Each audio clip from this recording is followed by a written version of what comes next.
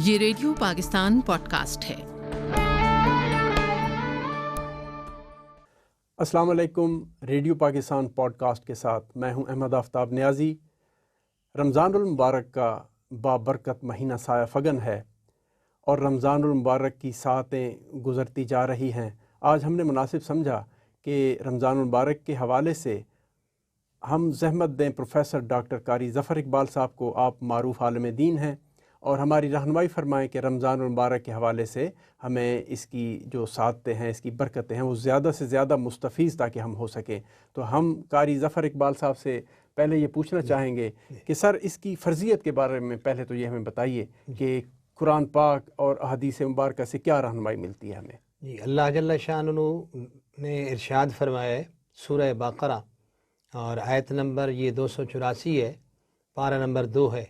या अय्युहल्लज़ीना आमनू कुतिबा अलैकुमुस्सियाम कमा कुतिबा अलल्लज़ीना मिन क़ब्लिकुम लअल्लकुम तत्तकून। ऐ ईमान वालो, तुम पर रोज़े फ़र्ज़ किए गए हैं जिस तरह तुमसे पहली उम्मतों पर फ़र्ज़ थे, लअल्लकुम तत्तकून, ताकि तुम परहेज़गार बन जाओ।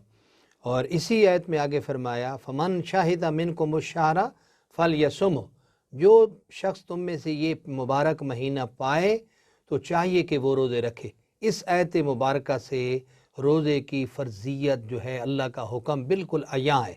और पाक नबी जनाब मोहम्मद रसूलुल्लाह सल्लल्लाहु अलैहि वसल्लम का फरमान है, बुखारी और मुस्लिम शरीफ की मुत्तफ़क़ अलैह हदीस पाक है, फरमाया कद फ़रदा अलैकुम, अल्लाह पाक ने तुम्हारे ऊपर फ़र्ज़ किए हैं सियाम शहर, इस मुबारक महीने के रोज़े। और फरमाया इसकी रातों का क़याम जो है वो तुम्हारे लिए पाक नबी की सुन्नत करार दिया है। अच्छा सर, ये क़यामुल लैल और जो तरावी का तसव्वुर है, जी, ये एक ही बात है या इसके बारे में क्या आप कहिएगा? माशाल्लाह, जहाँ भी हदीस पाक में ये हुक्म आया, कुरान पाक में भी क़यामुल लैल, रात की इबादत, इसकी बड़ी फ़जीलत आई है। सूरह फ़ुरक़ान में जहाँ अल्लाह पाक ने इबादुर रहमान की खूबियाँ बयान की हैं, 15 खूबियाँ बयान की हैं, उनमें एक ये भी है कि वल्लज़ीन यबीतून लिरब्बिहिम सुज्जदन व क़ियामा, कि मेरे बंदे, मेरे रहमान के ख़ास बंदे वो हैं जो उनकी रातें कभी क़याम में गुज़रती हैं। वल्लज़ीन यबीतून लिरब्बिहिम सुज्जदन व क़ियामा, कभी सजदे में गुज़रती हैं और कभी क़याम में गुज़रती हैं। तो रात के क़याम की बड़ी फ़जीलत आई कुरान पाक में। और हमारे पाक नबी जनाब मोहम्मद रसूलुल्लाह सल्लल्लाहु अलैहि वसल्लम रमज़ान मुबारक की नूरानी रातों में कैसे इस उम्मत को मालूम फरमाते, फरमाया क़याम हो लैलन ततव्वुअन, फरमाया रात का जो क़याम है रमज़ान मुबारक की रातों में, ये तुम्हारे लिए ततव्वु है। अब उलमा, मुफस्सिरीन, मुहद्दिसीन ने ततव्वु से मुराद नवाफिल लिए हैं। याद रहे कि सुन्नतों और नवाफिल को अरबी में या तमाम फ़िक़्ह की किताबों, हदीस की किताबों में नवाफिल ही कहा जाता है। जी। अच्छा, वो नवाफिल जिनके बारे में हज़ूर सल्लल्लाहु अलैहि वसल्लम ने आपने अक्सर पढ़े हों और आपने ताकीद भी फरमाई हो, तो वो सुन्नत मुक्दा होते हैं। चूँकि इस रात के क़याम की प्यारे आका अलैहिस्सलातु वस्सलाम ने बड़ी फ़जीलत बयान फरमाई है। फरमाया मन क़ाम रमज़ाना गुफ़िर लहू मा तक़द्दम मिन ज़ंबिही, जिसने रमज़ान मुबारक की रातों को क़याम किया, अल्लाह पाक उसके पहले जितने गुनाह हो चुके हैं उनकी मग़फ़िरत फरमा देता है। तो बड़ी फ़जीलत है, इसलिए उलमा और मुहद्दिसीन ने ये लिखा है कि इससे मुराद नमाज़ तरावी है।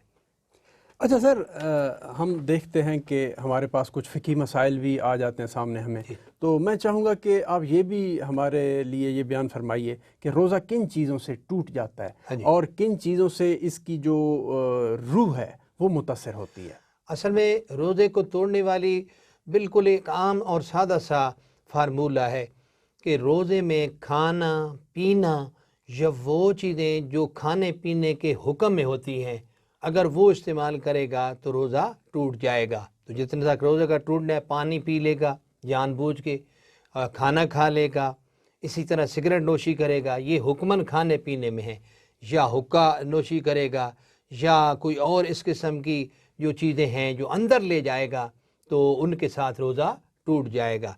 लेकिन एक होती है रोज़े की रूहानियत। हज़रत इमाम ग़ज़ाली रहमतुल्लाह अलैह ने लिखा कि तमाम जिस तरह ये खाने पीने का रोज़ा है, भाई बंदा खाए पिए नहीं रोज़े की हालत में, इसी तरह तमाम आज़ा का भी रोज़ा है। जितने हमारे जवारे हैं यानी पार्ट ऑफ बॉडी, ان تمام کا آپ فرماتے ہیں روزہ ہے. زبان کا روزہ ہے، ہاتھ کا روزہ ہے، پاؤں کا روزہ ہے، آنکھ کا روزہ ہے. زبان کا یہ ہے کہ زبان سے جھوٹ نہ بولے، گالی چغلی غیبت گلہ ان تمام چیزوں سے بچ کے رہے. آنکھ کا یہ ہے کہ بری چیزوں اور فحاشی اور عریانی کو نہ دیکھے. ہاتھ کا یہ ہے کہ حرام کے رزق سے اپنے ہاتھ کھینچے. اور پاؤں کا یہ ہے کہ گندے کاموں اور گناہ والے کاموں کی طرف نہ چل کے جائے، اچھائی کی طرف چل کے جائے. تو اگر کوئی بندہ غلہ چغلی اور ان چیزوں سے پرہیز نہیں کرتا تو سونے نبی نے پیارا ارشاد فرمایا کچھ روزے دار ایسے ہیں جن کو بھوک اور پیاس کے سوا کچھ حاصل نہیں ہوتا. وہ روزہ رکھتے ہیں لیکن گالی گلوج اور ان بری چیزوں فحاشی اور عریانی سے پرہیز نہیں کرتے، تو اس کے ساتھ روزے کی روحانیت چلی جاتی ہے. اس لیے ہم اس سے اوائڈ کرنا چاہیے. اچھا پروفیسر صاحب، میرا اگلا جو سوال ذہن میں آ رہا ہے وہ یہ کہ رمضان المبارک کے سحر و افطار میں عموماً دیکھا گیا ہے کہ کھانے پینے کا بہت اہتمام کیا جاتا ہے. اور کس لیے کیا جاتا ہے جی؟ کہ بھوک نہ لگ جائے، ہمیں پیاس نہ لگ جائے، تو روزہ ہمارا تبھی اچھا گزرے گا. لیکن روزے کے بارے میں تو اللہ پاک کی جو منشا مجھے سمجھ آتی ہے وہ یہ کہ بھوک اور پیاس آپ کو لگے تاکہ آپ بھوکوں اور پیاسوں کا احساس آپ کے اندر پیدا ہو. تو ہم جو اہتمام کرتے ہیں سر، یہ اس روح کے خلاف نہیں ہو جاتی بات؟ بہت پیارا جناب نے سوال کیا ہے. ایک ہے روزے دار کا اپنا پورا دن جو ہے اس کو گزارنے کے لیے کھانا پینا، یہاں تک اس کا تعلق ہے یہ تو بڑی عبادت ہے.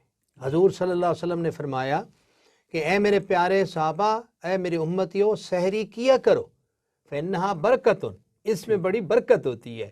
تو فرمایا ہمارا اور اہل کتاب کا فرق یہ ہے کہ وہ سحری نہیں کیا کرتے تھے اور ہمیں سحری کرنی چاہیے. تو اس لیے سحری کرنا بڑا بابرکت یہ طریقہ ہے. سونے نبی جناب محمد رسول اللہ، آپ حیران رہ جائیں گے میں ایک عرض کروں مسئلہ کہ ایک بندے پہ غسل فرض ہو گیا، اس نے غسل کرنا ہے. شریعت کہتی ہے غسل بعد میں کر لے، سحری پہلے کر لے، کہیں ایسا نہ اس کو سارا دن بھوک برداشت نہ کرنی پڑے یا بھوکا نہ رہنا پڑے. تو اس لیے جہاں تک کھانا ہے وہ بالکل کھائے، لیکن اصل چیز یہ ہے کہ یہ مرغن غذائیں اور مطلب ہے بہت سخت قسم کے کھانے، یعنی بالکل گھی میں تلی ہوئی چیزیں ایسی اپنے آپ کو، تو وہ اتنا کہ جتنا آپ کی برداشت ہو. شریعت مطہرہ کھانے سے بھی منع نہیں کرتی، لیکن بالکل ہی اپنے آپ کو ان عیاشیوں میں مبتلا کر دینا. سچی بات یہ ہے کہ روزے کا فلسفہ تو یہ ہے کہ روزہ ہمیں صبر سکھاتا ہے، روزہ ہمیں اپنے آپ پہ کنٹرول کرنا سکھاتا ہے، ضبط نفس کرنا سکھاتا ہے، سادگی سکھاتا ہے. اگر ہم روزے کی حالت میں بھی انہی چیزوں کی طرف توجہ دیں تو پھر روزے کی روحانیت وہ ہمیں نصیب نہیں ہوتی. اس لیے روزے دار کو چاہیے کہ وہ زیادہ اہتمام نہیں، عام روٹین کے مطابق اپنا کھانا پینا کھائے پیے، تاکہ جو رب کریم چاہتا ہے وہی اس کو منشا حاصل ہو جائے. اچھا سر، یہ ابھی ہم نے تراویح اور قیام اللیل کا ذکر کیا، تو بعض لوگ کہتے ہیں کہ تراویح اگر قیام اللیل ان کا اہتمام نہ کیا جائے تو روزہ متاثر ہوتا ہے، روزہ نہیں ہوتا. تو اس بارے میں آپ کیا کہیے گا بھائی، روزہ اور قیام اللیل یا تراویح کا آپس میں کیا ناطہ رشتہ ہے؟ جی میں ایک حدیث پاک سناتا ہوں جو بڑی پیاری حدیث پاک ترمذی شریف، سنن نبی داؤد شریف اور بھی بہت ساری حدیثوں میں آئی ہے. فرمایا الصیام والقرآن یشفعان، روزے اور قرآن دونوں بندے کی شفاعت کریں گے. روزے کیا کرے گا قیامت والے دن؟ آج ہمیں یہ نظر نہیں آتے، لیکن قیامت والے دن اللہ انہیں نورانی شکل عطا فرمائے گا، قرآن کو بھی اور روزہ بھی، جو آج ہمیں جوہری شکل نظر ہی نہیں آتا، لیکن قیامت والے دن اللہ نورانی شکل عطا کرے گا. روزہ آئے سجدہ کرے گا اور عرض کیا کرے گا؟ یا رب انی منعتہ من الطعام والشراب، یا اللہ اس بندے کو سارا دن میں نے کھانے پینے سے روکا، فشفعنی فیہ، اے اللہ اس بندے کے حق میں میری شفاعت یا میری سفارش قبول فرما. تو قرآن کیا عرض کرے گا؟ یا اللہ منعتہ من النوم، یا اللہ رات کو سونے سے میں نے اس کو روکے رکھا اور میری خاطر اس نے تراویح میں قیام کیا، تو مولا کریم فشفعنی فی، میری شفاعت بھی اس کے حق میں قبول فرما. فیشفعان، دونوں کی شفاعت قبول کی جائے گی.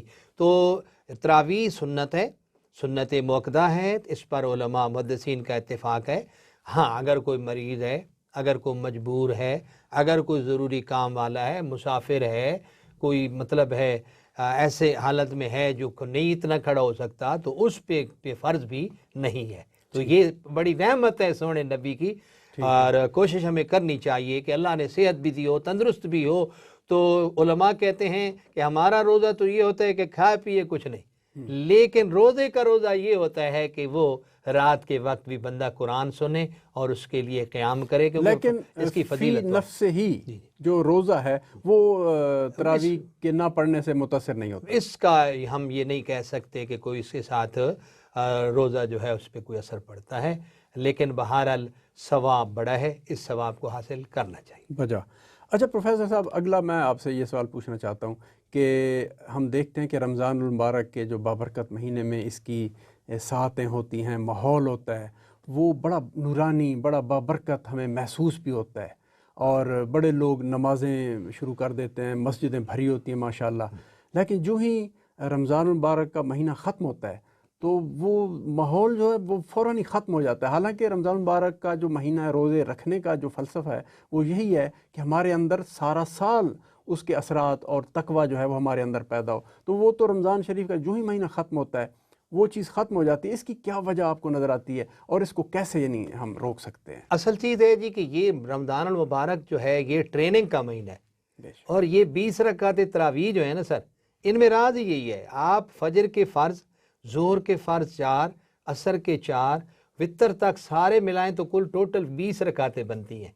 تو تراویح پڑھنے کا یہ ایک بہترین ٹریننگ ہے, یہ ایک بہترین تدریب ہے کہ یہ مشق ہے, انسان کو پورا مہینہ گویا کرائی جاتی ہے. اور کس انداز میں کرائی جاتی ہے؟ فرمایا سلسلۃ شیاطین. اس حدیث پاک کا عملی نمونہ اور حقانیت اور صداقت ہمیں رمضان شریف میں نظر آتی ہے کہ واقعتاً شیاطین جو ہوتے ہیں سرکش وہ قید کر دیے جاتے ہیں. اس لیے ہماری مسجدیں فل ہو جاتی ہیں, نمازی زیادہ ہو جاتے ہیں. تو ضرورت اس امر کی ہے کہ یہ مہینہ ایسے نہ گزار دیا جائے. علماء, محدثین, فقہاء, فضلاء, جو پریچر ہیں, مبلغین ہیں, ان کو چاہیے کہ لوگوں کی ٹریننگ کریں, اور جس طرح رب کریم نے یہ مہینہ ٹریننگ کا بنایا ہے ایسے ہی ان کی ٹریننگ ہونی چاہیے, تاکہ انہیں پتہ چلے کہ رمضان مبارک تمہیں درس دینے آیا تھا اور باقی 11 مہینے بھی تم نے اسی کے مطابق چلنا ہے. تب میں تو عرض یہ کروں گا کہ کوئی بندہ یہ دیکھنا چاہے میرے روزے قبول ہوئی ہیں یا نہیں, عبادات قبول ہوئی ہیں یا نہیں, اگر رمضان شریف کے بعد بھی اس پر یہی اثر جاری رہا اور وہ نیکی کے کاموں میں لگا رہا, برائی سے بچتا رہا, حرام سے اپنے ہاتھ کو کھینچا, فحاشی, عریانی اور بدکاری سے اپنے آپ کو بچایا, تو سمجھ لے میرے روزے قبول ہو گئے. لیکن اگر ایک آدمی ادھر شیاطین جو گرفتار تھے وہ رہا ہوئے اور ہم نے سب کو چھوڑ دیا نعوذ باللہ, تو پھر سمجھ لیں کہ ہم نے رمضان المبارک کا بھی وہ فلسفہ یا روحانیت جو ہے وہ حاصل نہیں کی. ضرورت اس امر کی ہے کہ مہینہ پورا انسان کو ٹرینڈ کر دیا گیا, اب اس کے بعد بھی اس کو چاہیے کہ وہ نیکی کے کاموں میں لگا. اچھا پروفیسر صاحب یہ بھی فرمائیے, ابھی آپ نے ذکر کیا شیاطین کے قید ہونے کا, کہ شیاطین اس مہینے میں قید کر دیے جاتے ہیں, جکڑ دیے جاتے ہیں, لیکن ہم دیکھتے ہیں کہ رمضان المبارک کے مہینے کے اندر بھی بعض لوگ جو ہیں وہ اپنی یعنی جو بدعمالیاں ہیں ان سے باز نہیں آتے. تو شیاطین جب قید کر دیے جاتے ہیں تو پھر یعنی کیا چیز اثر انداز ہوتی ہے؟ بہت خوبصورت سوال, اور یہ سوال شروع سے ہوتا آ رہا ہے. بالکل یہ حدیث پاک کی حقانیت تو واضح ہے, اس میں کوئی شک ہی نہیں, نو ڈاؤٹ, یہ متفق علیہ حدیث پاک ہے. لیکن صورتحال یہ ہے کہ جہاں تک قید ہونے کا تعلق ہے, وہ سرکش شیاطین جو بڑے بڑے شیاطین ہیں ان کو قید کر دیا جاتا ہے, لیکن ان کی ضروریت جو ہوتی ہے وہ باقی ہوتی ہے. خاص طور پہ ان کا نمائندہ جسے نفس امارہ کہا گیا ہے, ان النفس لامارۃ بالسوء, وہ تو ہمارے اندر ہی ہوتا ہے. لہذا ہم نے کوشش یہ کرنی ہے کہ نفس امارہ کو بھی کنٹرول کرنا ہے. اگر یہ کنٹرول نہ ہوا تو پھر تو نمائندہ ان کا بیٹھا ہے. جس طرح قرآن پاک میں فرمایا گیا کہ من الجنت والناس, شیاطین تو دونوں میں سے, انسانوں میں سے بھی ہوتے ہیں. بالکل. تو لہذا ہمیں چاہیے کہ ہم نفس پہ کنٹرول کریں اور سیکھیں. روزہ ہمیں سکھا کے آ رہا ہے لعلکم تتقون, تاکہ تمہارے اندر خوف خدا پیدا ہو جائے. خوف تقوی کیا ہے؟ کہ اللہ پاک کو حاضر و ناظر جاننا ہمہ وقت, کہ میرا رب مجھے دیکھ رہا ہے، میں نے کوئی غلط کام کیا میرا رب مجھے پکڑ لے گا۔ اچھا سر، قطع کلامی معاف، ہمارے پروگرام کا وقت چونکہ بہت ہی محدود ہے، میں آخر میں چاہوں گا کہ اس میں جو زکوٰۃ کی فرضیت، بعض لوگ زیادہ زکوٰۃ ادا کرتے ہیں رمضان شریف میں، کیا اس کی کوئی نسبت ہے؟ اور ساتھ ساتھ اعتکاف کی عبادت کے بارے میں جو رمضان شریف کے آخری عشرہ مبارک میں ہوتی ہے، اس کے اوپر بھی تھوڑا سا اظہار خیال کیجیے۔ جی سر، جتنے تک زکوٰۃ کا تعلق ہے، زکوٰۃ سال میں ایک مرتبہ اور یہ سال گزرنے پر دی جاتی ہے۔ باقی رہا یہ کہ یہ نہیں ہم کہہ سکتے کہ رمضان المبارک میں ہی دی جائے۔ جو لوگ رجب شریف میں دیتے ہیں تو جب رجب آئے گا اگلا رجب تو ان پہ ایک سال جو ہے نا ان پہ زکوٰۃ فرض ہوگی۔ باقی رہا رمضان المبارک میں ہم کیوں دیتے ہیں، اس میں راز یہ ہے کہ ہر نیکی اس میں 70 گنا زیادہ ہو جاتی ہے۔ تو اس لیے لوگ رمضان المبارک کی نورانی گھڑیوں میں دیتے ہیں تاکہ ہماری زکوٰۃ جو ہم نے دینی تو فرض ہے ہمارے اوپر، لیکن جب ہم وہ دیں تو اللہ تعالیٰ ہمیں ثواب بھی 70 گنا زیادہ عطا فرمائے۔ تو یہ اراد ہے اس میں دینے کا۔ باقی اعتکاف رمضان المبارک کی نورانی گھڑیوں میں یہ پیارے نبی کی امت کو، پہلی امتیں جو سینکڑوں سال یعنی 400 سال ان کی زندگی ہوتی تھی اور 400 سال وہ گوشہ نشینی یا عزلت نشینی میں بیٹھ کر اللہ اللہ کیا کرتے تھے۔ یہ بڑی بات ہے، کوئی عام بات تو نہیں نا کہ ایک بندہ 400 سال، لیکن اس کو رہبانیت کہا گیا اور ہمارے پاک نبی نے اس کو منع فرما دیا ہے۔ لا رہبانیت فی الاسلام، کہ اسلام میں گوشہ نشینی یا معاشرے سے کٹ آف ہو کے اللہ اللہ کرنا یہ تمہیں عروج پر نہیں لے جاتا۔ تم میری سنت کو اپناؤ، گھر میں بھی رہو، اپنے بچوں کے ساتھ بھی رہو، رزق حلال بھی کماؤ، نیک کام کرو اور اپنے گھر میں رہتے ہوئے۔ تو اب آخر ایک دل میں پیدا تو ہوتا ہے نا خیال کہ اللہ تعالیٰ ان لوگوں کو بھی الگ بیٹھنے کا موقع عطا کرتا، ہمیں بھی عطا کرے۔ تو اللہ تعالیٰ نے یہ آخری 10 دن اس کے لیے عطا فرمائے ہیں تاکہ بندہ گوشہ نشینی میں بیٹھ کر، اور بڑی پیاری حدیث پاک ہے کہ جو بندہ رمضان المبارک کی آخری عشرہ میں اعتکاف کرتا ہے اللہ تعالیٰ اسے 2 مقبول حج اور 2 عمروں کا ثواب عطا فرماتا ہے۔ بلکہ جو بندہ ایک رات بھی اعتکاف کرتا ہے تو اللہ تعالیٰ اس کے اور جہنم کے درمیان 3 خندقوں کی رکاوٹ کھڑی کر دیتا ہے۔ فرمایا ایک خندق کی چوڑائی لمبائی کتنی ہے؟ زمین و آسمان جتنی۔ اتنا اللہ تبارک و تعالیٰ اس بندے کو دور رکھے گا جو اعتکاف کرے گا۔ اور قرآن پاک میں بھی حضرت ابراہیم علیہ السلام ان طہرا بیتیا للطائفین والعاکفین والرکع السجود، اے میرے پیارے نبی حضرت اسماعیل علیہ السلام، حضرت ابراہیم علیہ السلام، میرے گھر یعنی کعبہ شریف مسجد حرام کو خوب صاف کرو، کیونکہ میرے پیارے مہمان عاکفین اعتکاف کرنے والے آ رہے ہیں، طواف کرنے والے آ رہے ہیں، اور رکوع سجود کرنے والے، یہ 3 کام اعتکاف والے نے کرنے ہوتے ہیں۔ اللہ تبارک و تعالیٰ اس پیاری نعمت سے ہم سب کو مستفید ہونے کی توفیق عطا فرمائے۔ وما علیہ الا البلاغ۔ بہت شکریہ پروفیسر ڈاکٹر قاری ظفر اقبال، آپ نے ہمیں رمضان المبارک کے اس بابرکت مہینے کے اندر اس کی صحیح سعادتیں، اس کی برکتیں ہمیں سمیٹنے کی جو آپ نے رہنمائی مہیا کی ہے، ہم اللہ سے دعا گو ہیں کہ ہم سب کو اللہ پاک ان پہ عمل کرنے کی توفیق عطا فرمائے۔ جزاکم اللہ خیر الدارین۔ اس کے ساتھ ہی ریڈیو پاکستان پوڈ کاسٹ سے احمد آفتاب نیازی کو اجازت دیجیے۔ اللہ حافظ۔ یہ ریڈیو پاکستان پوڈ کاسٹ ہے۔